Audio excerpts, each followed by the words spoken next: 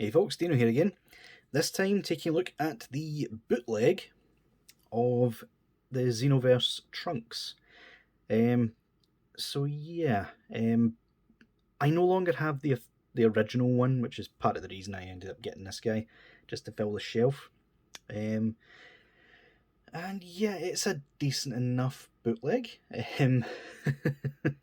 We will get into the issues in a second, some of which are pretty egregious. There is no label on the box, but I have a suspicion it is Legend Creation, our old cutting corners friends, just due to some of the design choices of this guy. The overall decentness, but quite weird choices. But yeah, first things first, we'll take a quick look at the box, which I wasn't honestly expecting to get. Like, the seller I bought it off of on AliExpress had a no box option, so I picked it and ended up with this. So yeah, you can see pictures and stuff. The Xenoverse stuff is, yeah, non-existent for obvious reasons, and yeah, pretty much one for one of the box, just missing the Bandai logos and such. But yeah, pretty strange that Legend Creation don't have their logo on this, even though I'm convinced that that's who made it. This is an older bootleg, but still worth reviewing because there's not many on YouTube for some reason. Bootlegs these days tend to go under the radar, so I don't know, I might go back into them, might not, we will see. So yeah, take a look at this guy's accessories. He does come with the sword and sheath to start with. This has been caked in so much silver paint that it does not fully fit in to the holster, or the sheath, sorry. It does come with the time scroll, like that. He comes with the full-size sword, which I said in my original review, I believe, very much reminiscent of his original, just recolored. This one does have a bit of a chip out of it, which is disappointing. He comes with normal Grimace face, which is quite shiny. They all are, unfortunately. The Super Saiyan head is actually pretty decent. Aside from being a little bit shiny, the paintwork is okay on it. And yeah, one thing I will say, I don't think this figure originally used peg holes. I think it was square holes, was it not? Not 100% on that, but it fits together well enough. And the peg hole, unlike a lot of Legend Creation, is actually the right size for other trunks. He does come with yelling face, which again looks fine. And he comes with the grinning face, which is my favourite. Unfortunately, the faces on this look a bit mismatched. If we take this off on the normal face, again it's just that peg hole, but they're not aligned. They're going in that direction, so when you inevitably put the hair together, you end up with a hole at the top. So yeah, that would need a bit of fixing. Apart from that, it's pretty decent. In terms of hands, it comes with a pair of grip hands, fist hands, sorry. It comes with a pair of Key Blast or otherwise hands. He comes with a pair of, where is it? Grip hands with the thumb and finger sealed together, which was originally for the sword. However, you've seen me picking at it there earlier. This is actually fused together. The pommel should come off, but it doesn't. So those hands are completely useless. And he comes with a pair of gripping hands with the finger and thumb detached, which allows you to use with the scroll and such. So yeah, so far so good, you're saying. He doesn't look too bad, he doesn't feel too bad. That's when things start to get a little bit iffy. The articulation. This is just classic Legend creation.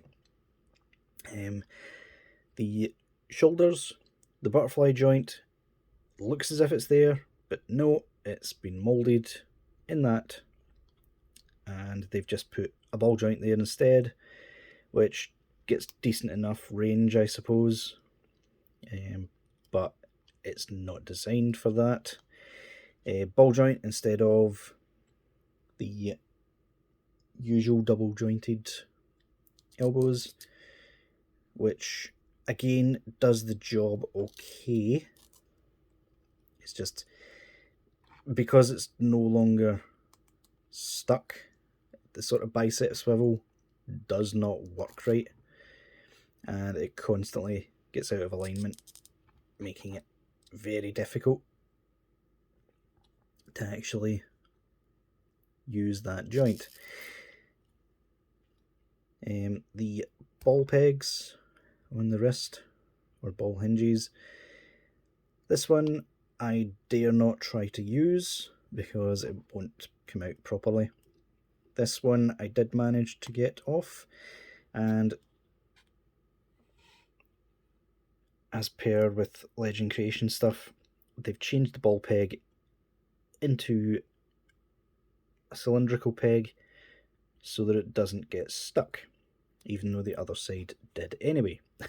But yeah, he's got ab crunch forward and back,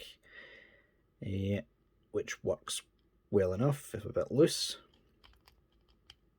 Waist swivel, and this is where we come to a bit of an issue. Now, I do remember the original Xeno Trunks was a bit lacking in the legs. This one, they've kind of made up for it in some areas and then completely wasted it in others. You'll see, well, I don't know if you can see there actually. No, it's literally just a T-peg going into the two legs, so you can't really go out further than that. Not that the jacket would let him anyway. And instead of the double jointed knees, they've just gave him a big old ball joint. Apologies, folks. Coughing fit there. So yeah, that doesn't look like too much of an issue, but it throws off his scaling quite badly. Plus, if those ever get out of alignment down there, there is a high chance that they'll just rip out the socket and break. Not so good. They did give him ball joints at the feet instead of just the pegs that he had, which does give him more range of motion and stuff down there. So that's a welcome change. But yeah, you heard me say about scale there. Let's confirm that, shall we? Here's Demoniacal Fit Vegeta. Do you notice anything off? Apart from being too short, he almost seems as if he's on a smaller scale. Which, if you remember, the likes of Broly and such were scaled slightly smaller than the officials. I don't know if it's because of how they copy the molds and then have to modify them to fit the ball pegs and stuff. But yeah, this guy just seems too small. Just in general, especially his face. Trunks' face just looks off there. The Super Saiyan head looks a bit better in comparison. But yeah, it's just, there's something not right. Like, Trunks at this stage in his life is about the same height as the Dragon Ball Super Trunks. And Dragon Ball Super Trunks' shoulders come up to about here on Vegeta. And Vegeta's not the tallest character in the series by any means, he's one of the shortest. So for this Trunks to barely come up to his shoulders, yeah, there's some witchcraft going on, for lack of a better word. Which is a bit of a shame, but I was kind of planning on just having him in the Super Saiyan form, but typical Legend Creation fashion, they've changed about the pegs. So yeah, we've been asking Tamashii for years to give us these style pegs for the figures. It gives a lot more range and motion. As you can see, there's loads there.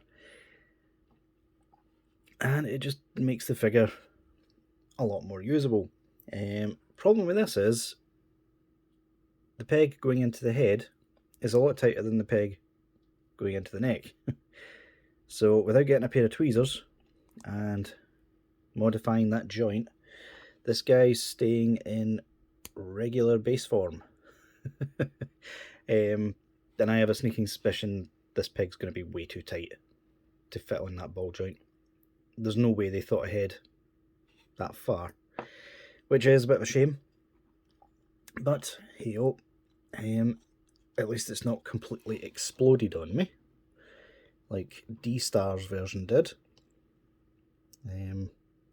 Which is why I'm handling it with kid gloves.